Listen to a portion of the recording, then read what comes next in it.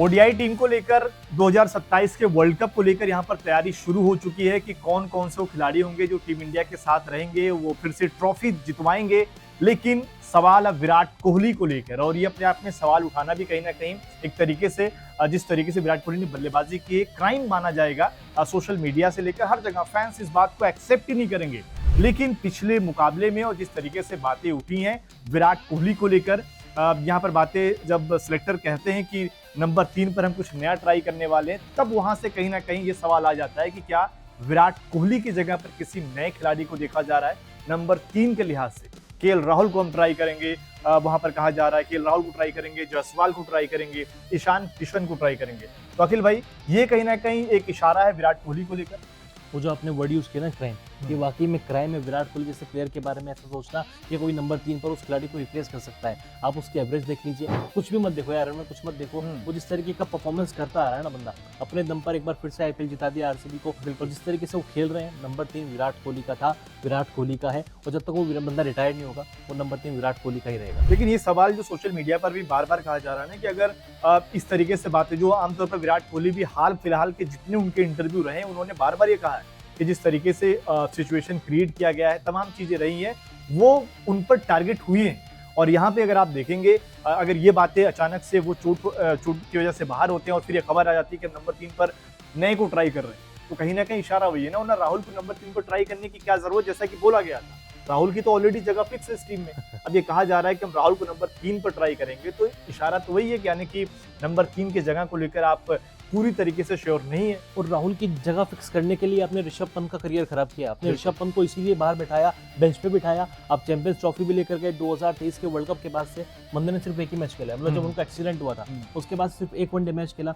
उसके आधार पर कुछ खास परफॉर्मेंस नहीं थी, लेकिन अब आपने उनको वनडे टीम से बाहर का रास्ता दिखा दिया। क्यों? क्योंकि आपके पास केएल राहुल नंबर 5 पर एक स्पेशलिस्ट विकेट कीपर बैटर था। आप नंबर 3 पर कहते हैं कि केएल राहुल को ट्राई करेंगे। ईशान किशन को आप ऑलरेडी ट्राई कर चुके हैं T20 वर्ल्ड कप में, अब ओडीआई फॉर्मेट में भी कहीं ना कहीं विराट कोहली को वो इंडिकेशन दिए जा रहे हैं कि हम आपसे ऊपर उठ चुके हैं। लेकिन विराट कोहली अपने प्रदर्शन से कहीं ना कहीं ये जो तमाम इशारेबाजी हो रही है उसको खारिज कर देते हैं। आईपीएल में वो जिस तरीके से रन बना रहे हैं, मतलब कि जहां वैभव सूर्यवंशी, जहां प्रियांश आर्या, तमाम नए खिलाड़ी जबरदस्त तरीके के स्ट्राइक रेट, जबरदस्त तरीके से रन बना रहे हैं, विराट उस लिस्ट में अपने आप को बना के रखते हैं। रोहित शर्मा वहां पर नहीं दिखते, लेकिन विराट कोहली के रन जबरदस्त हैं, विराट कोहली की फिटनेस जबरदस्त है। ओडीआई में अगर आप देखेंगे पिछले 1.5 सालों में, तो वहां पर भी विराट कोहली के रन आपको ठीक ठाक मिल जाएंगे। यानी अगर हल्का फुल्का विराट कोहली यहाँ मौका दे दें, एक सीरीज उनकी खराब चली जाए, तो जिस तरीके से गौतम गंभीर और जिस तरीके से अजीत अगरकर की सोच है, शायद ये कहीं ना कहीं दबोचना शुरू कर दें यहाँ पर विराट कोहली को। लेकिन तो पहली चीज तो ये है कि विराट कोहली 2027 का वर्ल्ड कप खेल रहे हैं, वो नंबर 3 पे खेल रहे हैं। दूसरा, अगर आप विराट कोहली के रिप्लेसमेंट में किसी को ट्राई भी करना चाहते हैं ना, तो उस प्लेयर को ट्राई करो जो इंडिया के लिए खेल रहा है भाई, जो आपकी इंडियन टीम के स्क्वाड में ही नहीं है। ऋतुराज गायकवाड़ बिल्कुल 60 की एवरेज है, लिस्टे में 90 से भी कम की पारियां, 21 शतक लगा चुके हैं, बिल्कुल 21 के करीब शतक भी है। हर मैच वो बंदा आपके लिए परफॉर्मेंस करके देता है। इंडिया में अगर आप देखें, आपने इतने खिलाड़ियों को लेकर गए, जहां पर ऋतुराज गायकवाड़ कप्तानी डिजर्व करते थे, लेकिन आपने तिलक वर्मा को कैप्टन बना के ले गए। वहां पर चुना ही नहीं था ऋतुराज गायकवाड़ आपने को, चुना नहीं था, रियान पराग की जगह पर, आया। और वहां पर आकर वो आपकी टीम के लिए सबसे बेस्ट खिलाड़ी साबित हुए। तो और पिछला जो उन्होंने इंडिया के लिए मुकाबला खेला था, वहां पर भी 77 गेंदों पर शतक जड़ा। विराट कोहली, अगर आप देखें, बार बार ये बात कही जाती है कि अगर आप नंबर 3 पर रिप्लेसमेंट ढूंढ रहे हैं विराट कोहली का, तो वो ऋतुराज गायकवाड़। आप अलग अलग खिलाड़ियों को लेकर आकर अपना कॉम्बिनेशन, और जो हमने लगातार बात की, जो हम फेवरेटिज्म की बात करते हैं, वो कहीं ना कहीं आप दिखाने की कोशिश करते हैं। लेकिन अगर विराट कोहली की जगह को लेकर इस तरीके से बातें होंगी, तो ये मामला और ज्यादा आगे बढ़ेगा, और वो जो ड्रेसिंग रूम और जो तमाम माहौल की बात करते हैं विराट कोहली, वो फिर कहीं ना कहीं सच साबित होती दिखती है। और आप यहाँ पे एक खिलाड़ी का नहीं, बाकी में 2 खिलाड़ियों का मनोबल भी डाउन कर रहे हैं, उनका करियर भी खराब ही कर रहे हैं। ऋतुराज गायकवाड़ इसका सबसे बड़ा एग्जांपल है। दूसरा यशस्वी जायसवाल।